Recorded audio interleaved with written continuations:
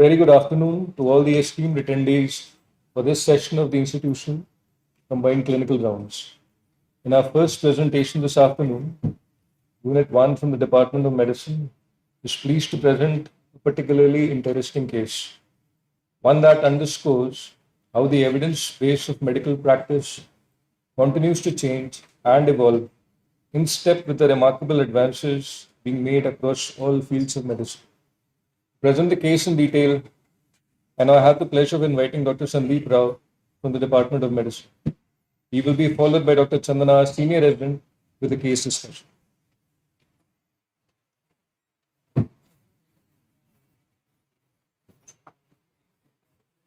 A very good afternoon to one and all present here. So we have a 39-year-old female resident of Sultanpur, Uttar Pradesh, a homemaker. Her past clinical history was significant for a history of renal transplantation, which was done in June 2022.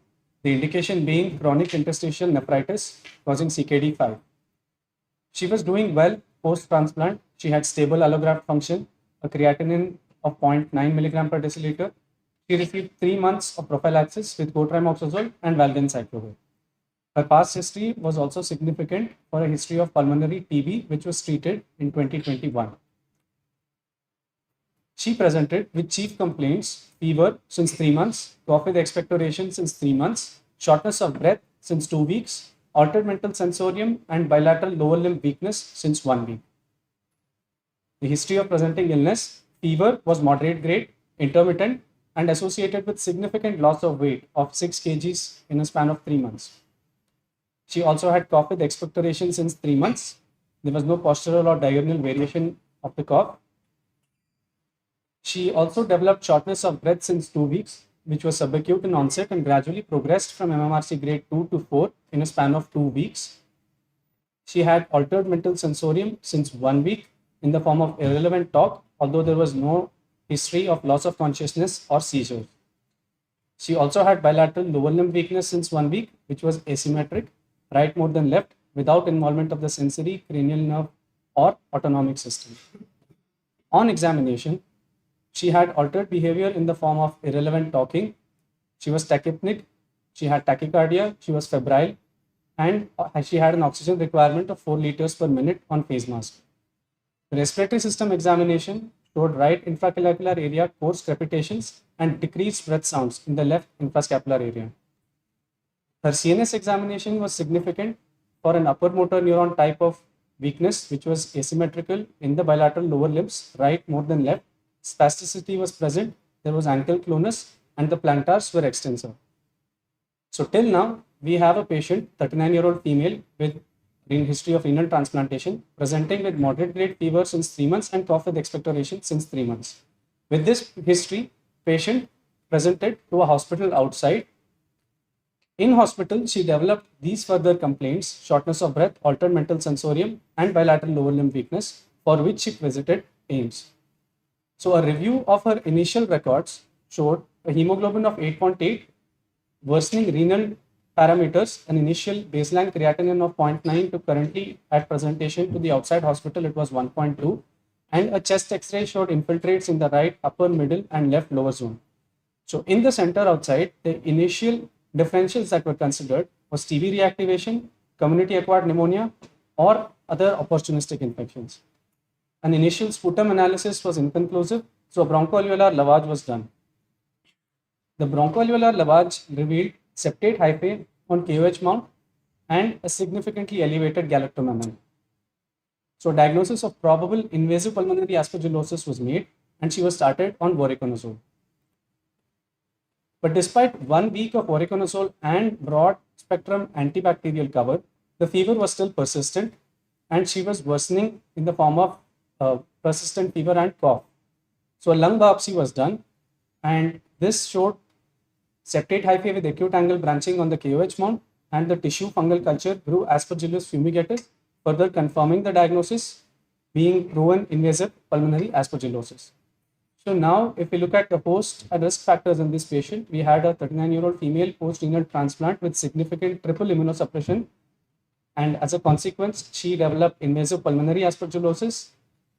The management decisions initially taken were that mycophenolate was stopped and the dosage of tacrolimus was reduced. She was also initiated on antifungal therapy while prednisolone was continued. But despite 2 weeks of voriconazole therapy, the symptoms were persistent. The initial differentials that were considered for this at the outside center was the drug resistance. But then the AFST report showed a pan-sensitive isolate, so this was ruled out. So was there subtherapeutic drug levels? TDM voriconazole was done, it was found to be in range. So at this point, it was decided to add liposomal amphotericin B. But despite 28 days of voriconazole therapy and 13 days of additional liposomal amphotericin B coverage, patient had significant clinical and radiological worsening, along with new onset neurological dysfunction in the form of altered mental sensorium and bilateral lower limb weakness. So at this point, she took leave against medical advice and presented to AIIMS. So we look at the timeline of events. 14 months after a renal transplant in June 2022, patient develops a 3-month history of cough and fever and significant loss of weight. She is diagnosed with invasive pulmonary aspergillosis. She is admitted and receives voriconazole as well as amphotericin B. But despite this, she has persistent symptoms and new onset neurological dysfunction, for which she takes leave and against medical advice and visits AIIMS.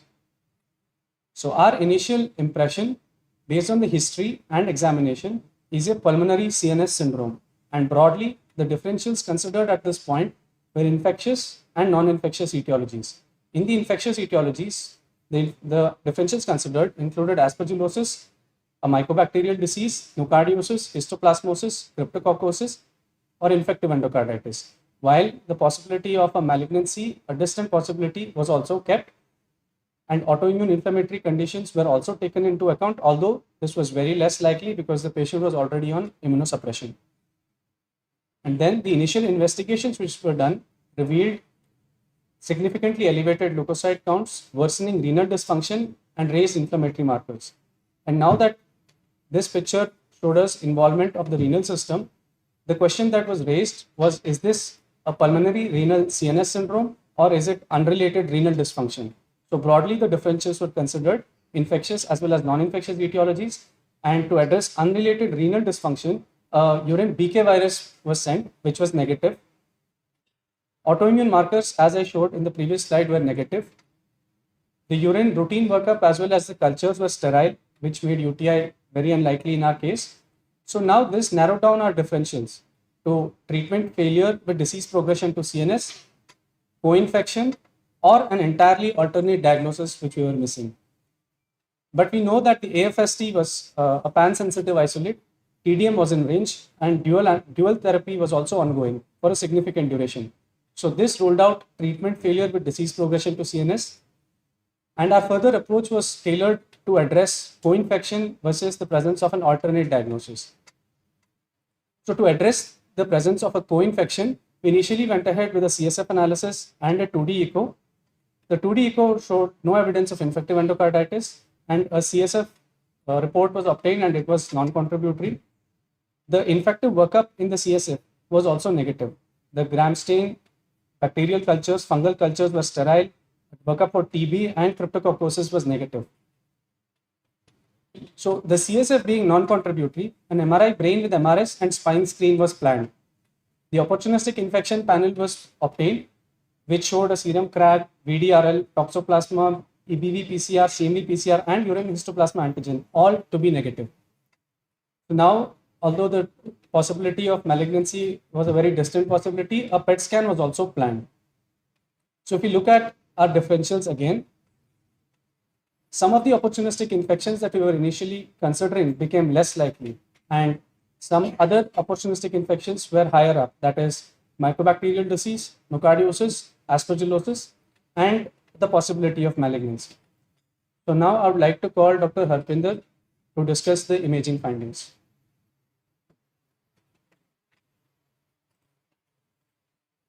Good afternoon, everyone. So first we have CECT head images, and in these axial sections we can see there are multiple ring enhancing lesions which are seen at gray white matter junctions in both cerebral hemispheres, and there is lot of surrounding white matter edema. So these findings can have a long list of differentials, and to further characterize it, we did a contrast enhanced MR brain with whole spine screening. And here we can see there are T2 hyperintense lesions located at gray white matter junction with surrounding intense white matter edema. On post-contrast images, it shows smooth ring enhancement with central non-enhancing component. And on diffusion-weighted images, this non-enhancing component is showing true diffusion restriction. The spine screening was normal. So based on diffusion-weighted imaging, we were able to narrow down our differential. So such a smooth rim of enhancement where the non-enhancing component is showing true diffusion restriction is classically seen in pyogenic abscess. The other etiology that can show such a finding of true diffusion restriction are tubercular abscesses. However, points that go against tubercular abscess are we don't often see tubercular abscess without TB meningitis. Also, the lesions are not so well defined and they are often conglomerated lesions in tubercular abscess. So we kept these two differentials favoring pyogenic abscess over tubercular abscess. Then repeat chest imaging was done at AIIMS, and these are the lung window images and mediastinal window images. So here in upper lobe, right upper lobe, we can see there is segmental consolidation with areas of breakdown that can be seen here. In mediastinum, there were no significantly enlarged lymph nodes. In bilateral lower lobes, there were well-defined nodules that were located in peribronchial distribution, and some of the nodules were showing conglomeration in left lower lobe. Here we can see there was smooth interlobular septal thickening. There was bilateral pleural effusion, which was suggestive of fluid overload component. So these consolidations with peribronchial nodules are classically seen in gram-negative pneumonia. And in opportunistic infections, they can be seen in subacute invasive aspergillosis.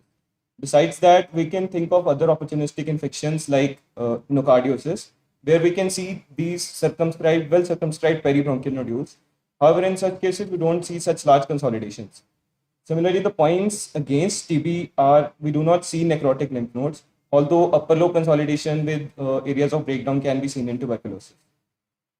So next, I would like to call Dr. Sanjeet to show PET-CT findings. Good afternoon, everyone. This is a F18 FDG PET-CT scan, and this is a maximum intensity projection images. Here we can see the FDG avid lesion in the right upper thoracic region, and also we have a few FDG avid lesions in bilateral lung fields. Also in MIP images, we could see the diffuse FDG uptake seen in the bone marrow, both in axial and the appendicular skeletons. Also, this indicates a active infectious process.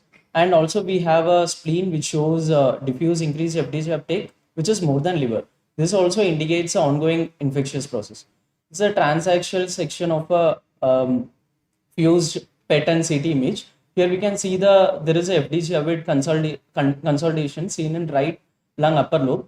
Also, we have a periphyseal consolidation in the left lung lower lobe and a few nodules in bilateral lung fields. And again, but surprisingly, we don't see any FDG avid mediastinal lymph nodes. And this is a spot brain image which shows a focal faint FDG uptake. These are the lesions, brain iso2 hyperdense lesions, which is almost similar to the brain parenchymal FDG uptake. And there is significant perilesional edema noted. So with this, the final impression is metabolically active, large consolidation in right lung with multiple fibronodules and bilateral lung fields, and brain lesion. The possible differential includes gram-negative organisms, nocardia. And I'd like to call Dr. Sandeep to continue the further discussion.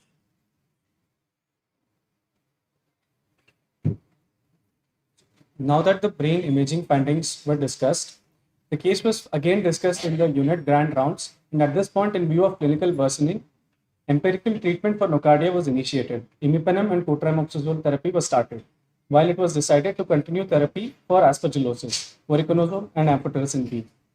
Although mycobacterial disease was one of our differentials, we did not choose to add ATT empirically at this point because multiple attempts at a microbiological confirmation were negative. Twice CSF was done and bronchoscopy also was done twice, and none of them revealed any evidence of tuberculosis. So at this point, treatment for nocardia was initiated. A bronchoscopy was done, which again did not reveal any infective etiology evidence. So as the bronchoscopy findings were non-contributory, a lung biopsy was done. So a CT guided transthoracic lung biopsy was done again. Here, the tissue sample fetae stain revealed thin branching filaments, although a urine for modified ZN stain at this point was negative. Now I'd like to call Dr. Jagati from pathology to discuss the biopsy findings.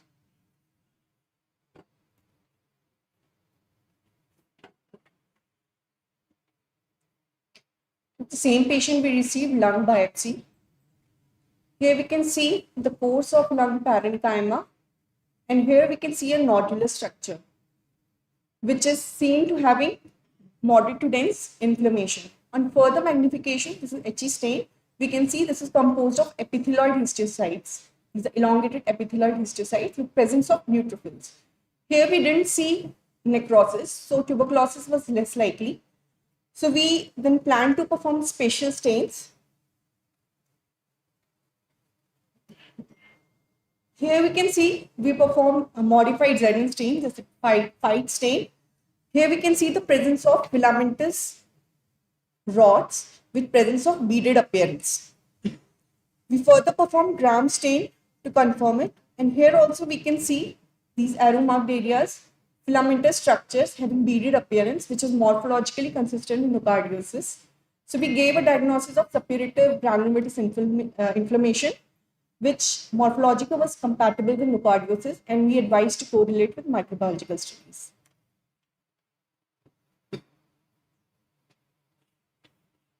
The bronchoalveolar lavage aerobic culture report was also available, which grew nocardia species, although speciation could not be done as multi was inconclusive. The susceptibility reports were then available, which showed a cotrimoxazole resistant isolates, while linezolid, minocycline, imipenem, and amikacin susceptible. Susceptibility was demonstrated. So to sum up, we have a post-renal transplant patient with lung biopsy and culture proven invasive pulmonary aspergillosis as well as nocardiosis, with lesions in the brain which were likely due to disseminated nocardiosis. With therapy, there was significant improvement, and ultimately the patient was discharged. As we can see, the in-hospital course was complicated by multiple drug-related adverse events, and also the balance between immunosuppression as well as antibiotic therapy had to be kept in mind. And thirdly, the course was complicated by need for dialysis in view of refractory hyperkalemia, as well as hospital-acquired infection, that is hospital-acquired pneumonia, for which the patient had to be briefly intubated as well.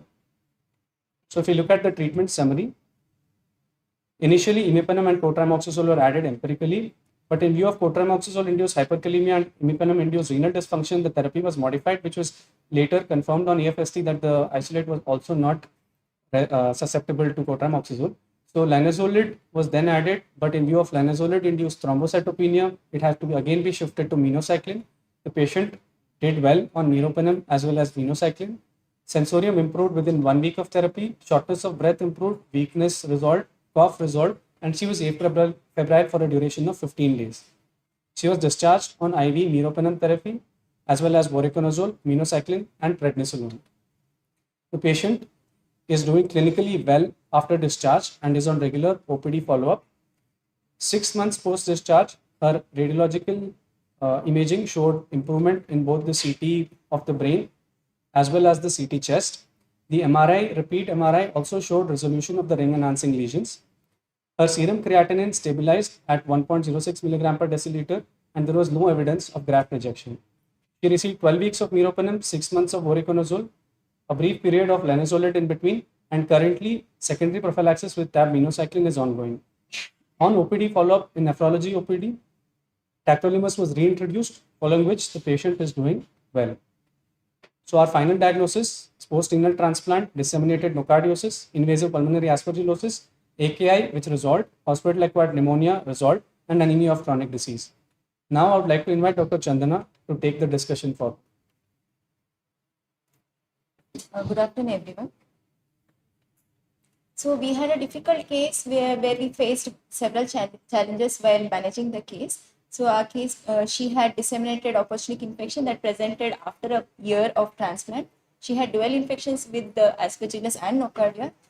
Probably she had underlying structural lung disease post-pulmonary tuberculosis that would have predisposed her for pulmonary aspergillus and nocardia, which then disseminated to brain. Her nocardia isolate was actually resistant to cotrimoxazole, which limited its use, which is an important empirical choice of drug. And during the entire course, she had multiple drug-related toxicity, again limiting the use of those drugs in her therapy. And we had to maintain a fine balance between immunosuppression and infection throughout. While assessing and managing any transplant patient with suspected infection, the differential diagnosis usually depends on what time the patient presents to us post-transplant, what is the net immunosuppression patient would have received so far, and what is the local epidemiology that predisposes the patient for opportunistic infection. So it's important in such patients to make an early diagnosis and go for empirical therapy, and always ask whether the immunosuppression can be reduced without the risk of rejection, and be aware of drug interactions. So if there is no clinical or radiological response as expected, from pharmacological point of view, look whether the antibiotic dose is appropriate, is there any drug-drug interaction, or is the adherence appropriate. And from microbiological point of view, re-look into the antibiotic susceptibility report to see whether the isolate is susceptible, and always keep in mind the existence of co-infection and other non-infective etiologies as well. And during reduction of immunosuppression, there is always a risk of paradoxical rejection, which has to be borne in mind. Looking at the timeline of infections post-transplant, during the first 1 month post-transplant, they are prone for nosocomial infections as well as donor and recipient acquired acute infections. From 1 month to 12 months, because of the maximum immunosuppression the patient would be receiving, they are at the risk of reactivation of latent viruses and bacteria like tuberculosis, and environmental opportunistic infections like fungal infections. Post 1 year, once the immunosuppression is reduced to minimal and the immune function recovers, they are at the risk of community-acquired infections. However, the risk is higher as compared to general population. To summarize, because of T cell and B cell immunosuppression post-transplant, they are at highest risk of donor, recipient, or environmental derived opportunistic infection at the first 1 year post-transplant.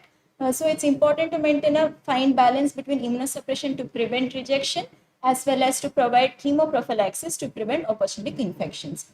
So in renal transplant patients, all the transplant recipients are put on PCP prophylaxis with cotrimoxazole at least for 3 to 6 months post-transplant.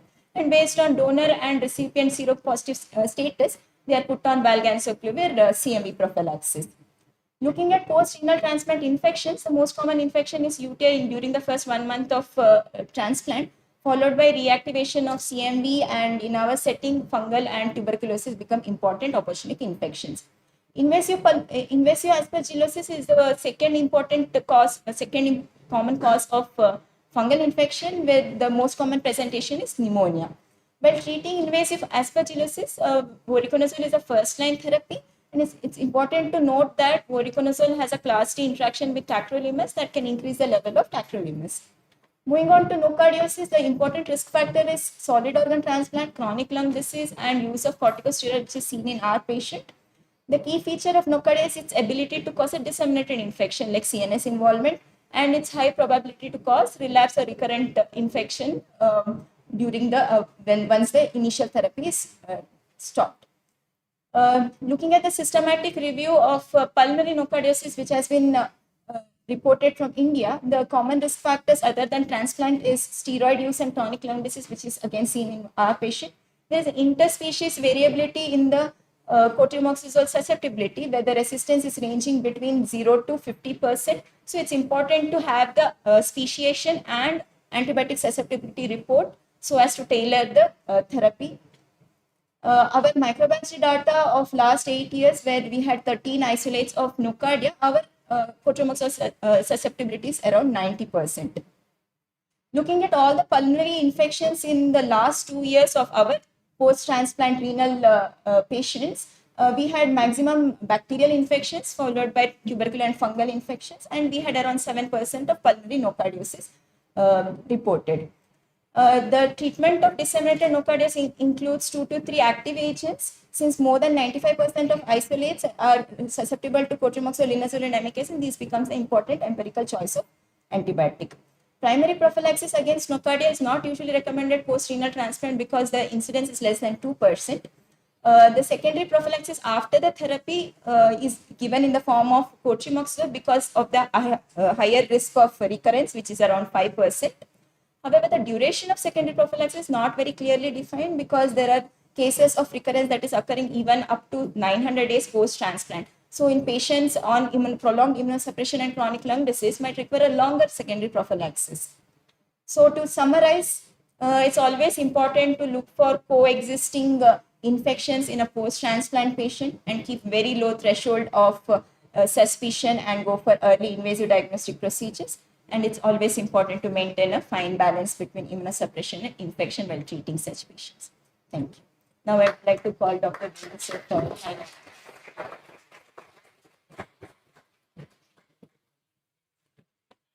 Thank you, Dr. Chandra and Dr. Sandeep for presenting the case today. We chose to present this case in today's CCR because of the increasing comorbidity burden presenting at a tertiary care center like ours.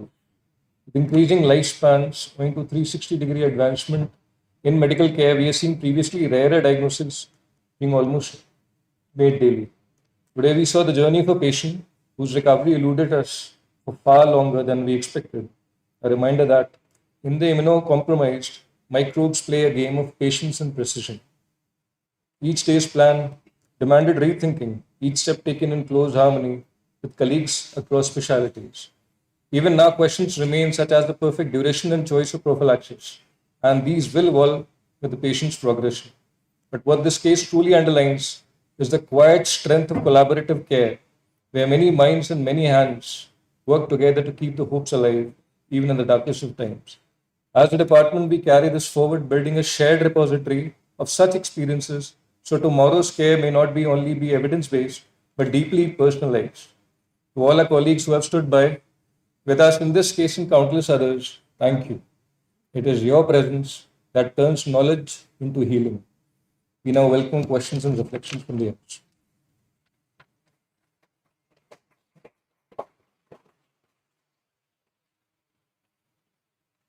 So we have a faculty from the nephrology department.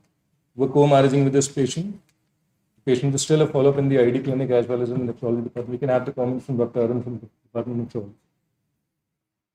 Thank you. Congratulations to the team for the wonderful case presentation and more importantly, the successful clinical outcome in such a challenging case. So post-transplant, as I think most of the times we have been presenting that infections are quite common and we are always at a loss for searching for the cause for infection. Most of the times we treat empirically and most of the patients do respond to either antibiotic therapies or for some antifungal. But it is nice that we have gone to the bottom of it and found the case. Dual infections, especially with Aspergillus and Nocardia, are very less common. They are rare, but they are obviously treatable.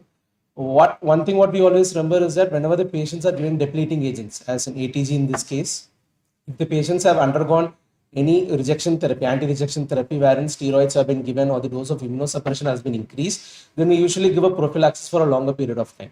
That is something which we follow. Usually septorin prophylaxis and a Valgan's prophylaxis is usually given.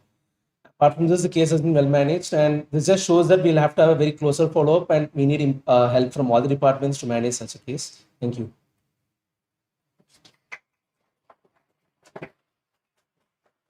So, what is the ICE order for transplant? ICE is identified, whether histologically or mechanically. What is C cover? So we have to cover for the organisms, for example, in this section, we covered the CNS, saffron, and so venous blood has a better contribution for CNS. Probably saffron, probably venous blood is in handshake, and then saffron is Russian. And what is C? ICE is identified. These cover with the benchmarks, and directly, you have to get hard. And what is this is of immunosuppression. Then, since it is not highly immunosuppressed, it is of infection is taken care of, and then infection is controlled in the way. And next thing is the cardiac. Probably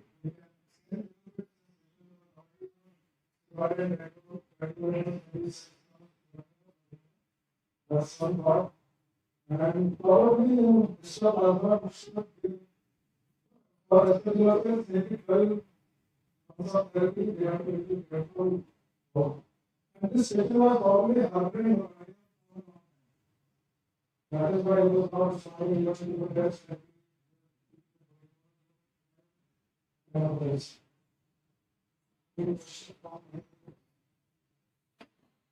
I have a question about the I part, the identification. I just want to comment on the pathologist about what is the confidence in identifying myocardium with the lung biopsy. Would it have been some other organ? Would it have been some other organ?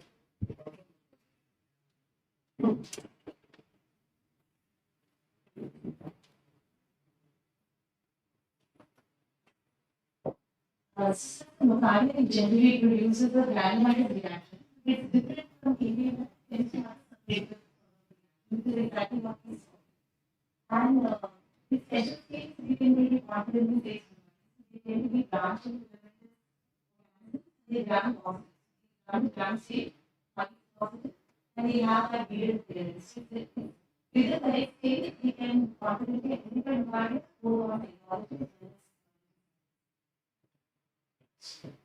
We have seen the patients of the cardiac lesions.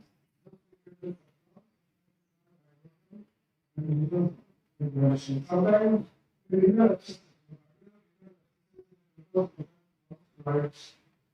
so we diagnose by them.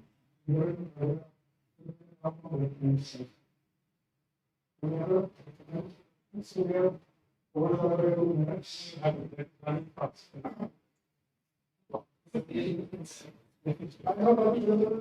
a